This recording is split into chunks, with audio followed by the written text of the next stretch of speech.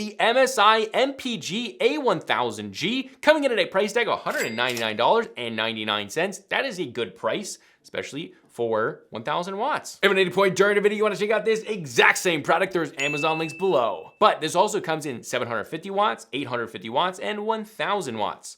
Now this is fully modular, and as for the connections, we have the motherboard connection, 4 PCIe connections, 4 SATA or Molex connections, and then your 12 volt high power connection. As for the fan size, this again is a 135 millimeter fluid dynamic bearing fan. You also have one of those low fan modes with a toggle switch. Now, this also has a really cool design elements on the fan mesh, although you're probably never going to see it realistically. Although on the side, if you do have an opening in your case where you can kind of see your PSU, there is a very cool design that does not look tacky at all. It has a very nice like MSI logo, but it does not look like logo-y, if that makes sense. It looks very like artistic and clean. I really do like that. As far as sleeved cables go, this has only the 12 volt high power and then some PCIe cables that are sleeved, which is nice, but we'll get into that right now. This has one 24 pin motherboard cable, one 12 volt high power cable, again, that is sleeved, 2 PCIe cables in a 6x2 format that come from that 12 volt high power connection from your PSU.